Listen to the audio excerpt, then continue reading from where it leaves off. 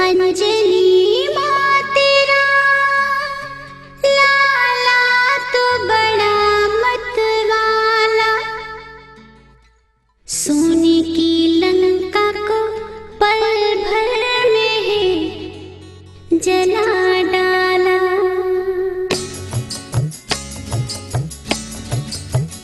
अंजलि माँ तेरा लाला तो बड़ा मतवाला, सोने की लंका को पल भर में ही जला डाला।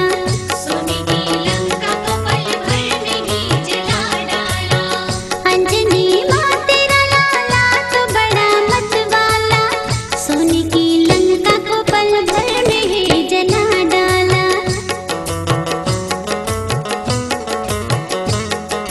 हाँ, सोने की लंका को पल भर में ही जला डाला।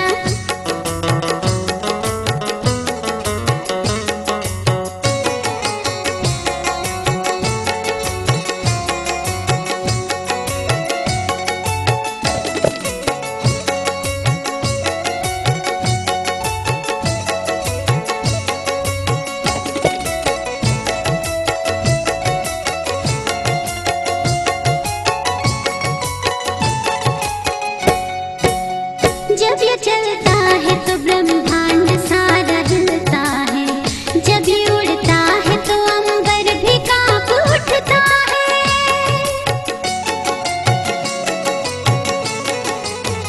कभी राम की भक्ति में ऐसा रंग जाए, राम की धुन में मगन नाचने लगता है। प्रभु श्री राम का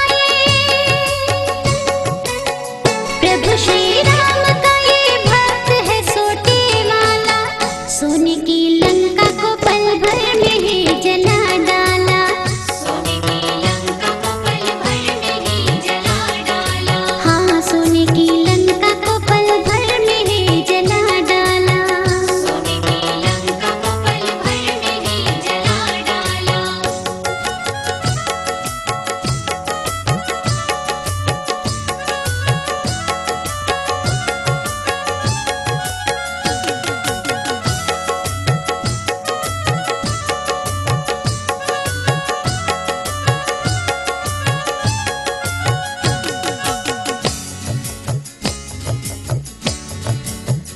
इसके हुंकार से दुष्टों के सीने फट जाएं, इसके बस नाम से ही सारे विघ्न हट जाएं।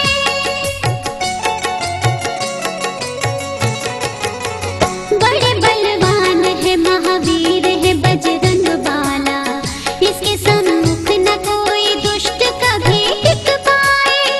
इसकी तारीफ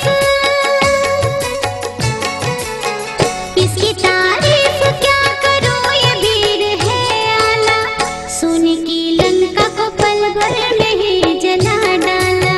सोने की लंका को पल भर में ही जला डाला। हाँ, सोने की लंका को पल भर में ही जला डाला।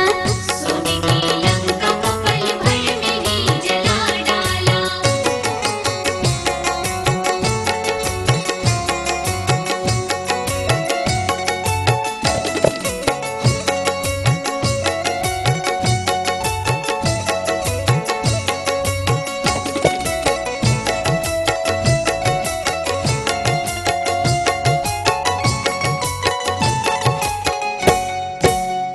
आया कलयुग में रख के बाल रूप मतवाला, अपने भक्तों की रक्षा करने को सोते वाला।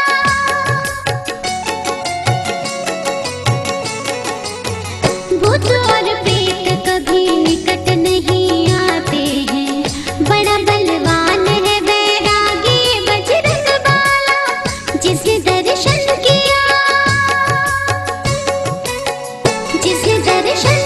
वो भक्त है किस्मत वाला, सोने की लंका को पल भर में ही जला डाला।